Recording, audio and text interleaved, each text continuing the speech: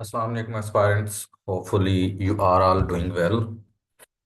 Previously मैंने ऐसे और जो है करंट अफेयर का जो है आपको गेस दिया था, जिसमें से ऑलमोस्ट पेपर जो है सारा का सारा वहीं से आया था। अब जो है ये गेस मैं आपको पहले भी बता दूं, सिर्फ इसलिए होता है कि आपको पता चल सके, आपके पास टाइम थोड़ा होता है तो इन टॉपिक्स को आप अच्छे तरीके से कर लें।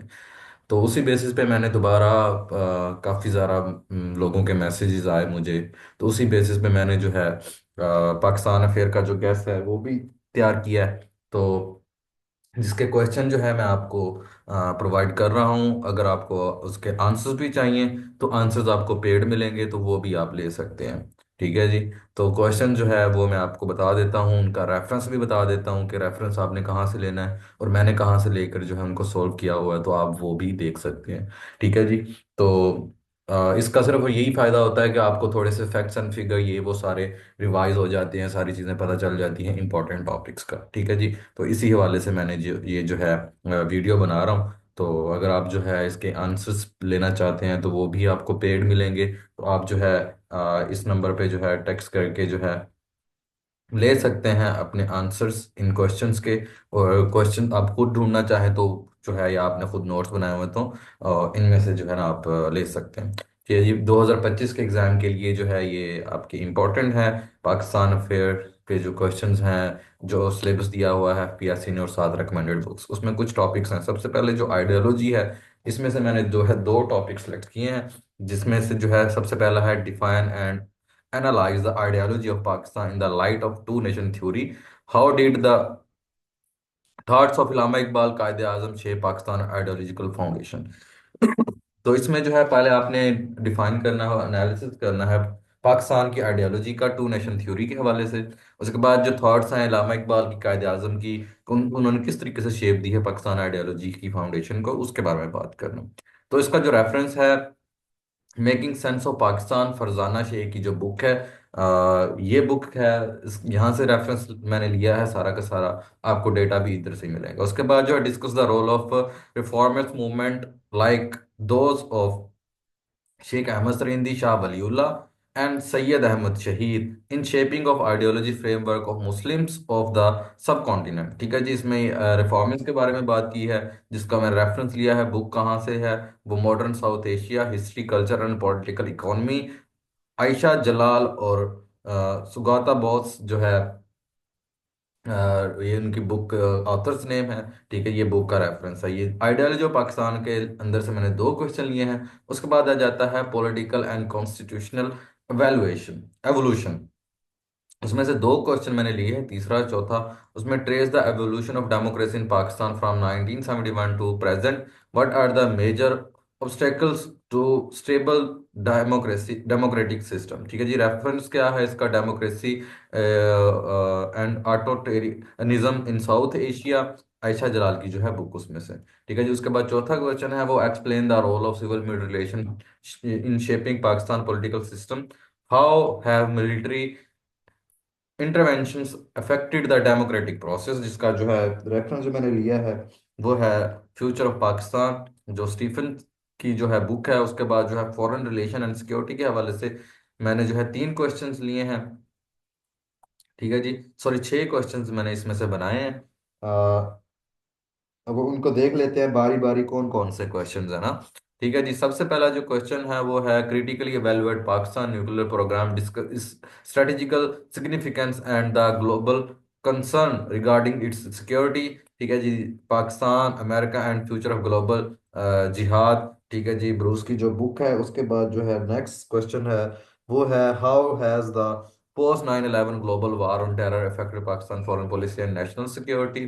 ठीक है जी। ये आपका जो है जाहिद हुसैन की जो बुक है उसका रेफरेंस है, वहां से सारा का सारा आपने करना है। उसके बाद discuss the economical and strategical importance of CPEC of Pakistan, what are the key challenges to its successful implementation. Reference जो है वो आपकी चारी की जो बुक है, ये बुक का नाम है। मैं थोड़ा सा वीडियो को शॉर्ट करना चाह रहा हूँ, इसलिए फास्ट फास्ट जो है मैं आपको बता रहा हूँ। आप जो है बुक्स के नेम वगैरह आप खुद भी पढ़ सकते हैं। उसके बाद जो है 8 क्वेश्चन है, 9 क्वेश्चन है और 10th क्वेश्चन है। ठीक है, इन सब क्वेश्चन के आंसर जो है आपको मिल जाएंगे। अगर आप लेना चाहते हैं वो पेड हैं, वो आप इस नंबर पे टेक्स्ट करके जो है ले सकते हैं। Analyse and changing dynamics of Pakistan relation with India since 1947 war. ठीक है जी। What are the role has the Kashmir issue played in the shaping these relations, इसमें जो है विक्टोरिया की जो बुक है उसमें से आपने लेनी है। उसके बाद जो what are the Pakistan role in the regional organization such as SAARC, ECO and SCO, how effective has Pakistan be in regional economic operation. ठीक है जी, पीटर लाइन की जो बुक है उसका आपने सारा का सारा वहां से लेना है। उसके बाद जो 10th क्वेश्चन है, assess the Pakistan relation with the United States in the context of Afghan war, what are the key challenges of Pakistan in post post 2014 Afghanistan scenario. ठीक है जी, इसके लिए आपने the war in Afghanistan since 1947 and its impact of Pakistan का जो है डिफरेंट सोर्सेज के आर्टिकल आपने रीड कर लेने हैं। ठीक है, कोई स्पेसिफिक बुक इसके अंदर नहीं आती। उसके बाद इकोनॉमिक इशू एंड गवर्नेंस के हवाले से जो है critical examine Pakistan energy crisis in impact of economic growth, suggest the policy measure to address the issues, powering Pakistan meeting Pakistan energy need in the 21st century, Robert M Hathaway की जो है book है, उसमें से आपने ये सारा का सारा करना है। उसके बाद जो है explain the structure challenges in Pakistan economy, how do corruption, tax evasion and the informal sector of Pakistan sector affected Pakistan economic growth. ठीक है, जिसका रेफरेंस जो है जाहिद अलाहाबाद अलाहाबाद जो है उसकी जो बुक है वहां से करना है। उसके बाद 13वां क्वेश्चन है role of what role does the agriculture sector play in Pakistan economy, does the challenges and reform need for sustainable agriculture growth.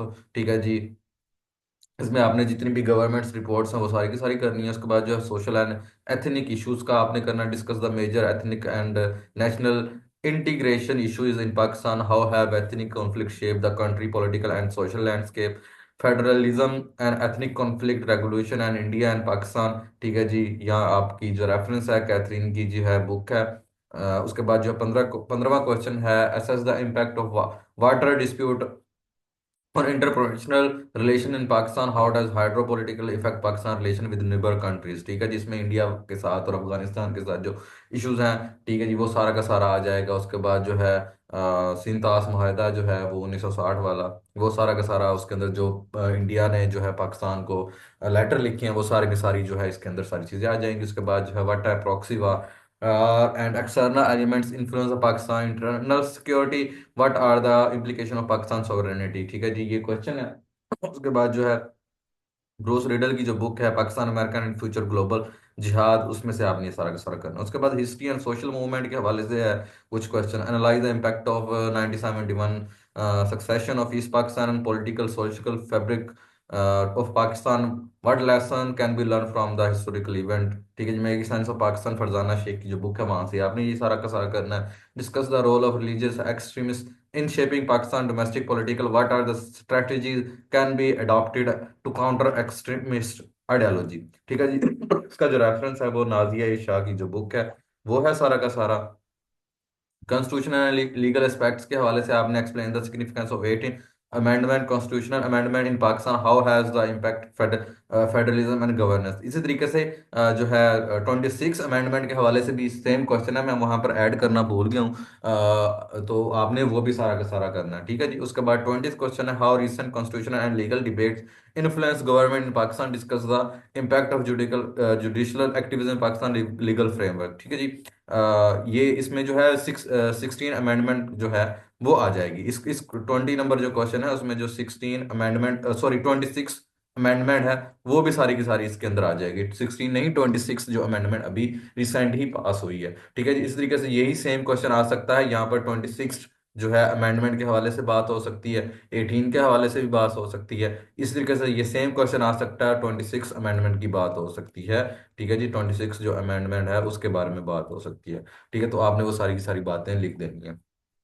ठीक है जी, तो ये क्वेश्चन आपने कल के पेपर के लिए जो है अच्छे तरीके से तैयार कर लेने हैं। अगर आप तैयार कर लेते हैं तो जो है आपको जो है काफ़ी ज़्यादा फायदा हो सकता है। इससे रिलेटेड भी क्वेश्चन आ सकते हैं, सेम क्वेश्चन भी आ सकते हैं जो प्रीवियसली मैंने गेस दिया था उससे रिलेटेड जो है 19-20 क्वेश्चन आए हैं, सेम आए हैं क्वेश्चन ऑलमोस्ट। ठीक है जी, तो इसी तरीके से ये भी आपके सेम ऑलमोस्ट क्वेश्चन आ सकते हैं, तो आप इनको अच्छे तरीके से रिवाइज कर लेंगे तो आपको जो है पेपर लिखने में थोड़ी सी आसानी हो जाएगी।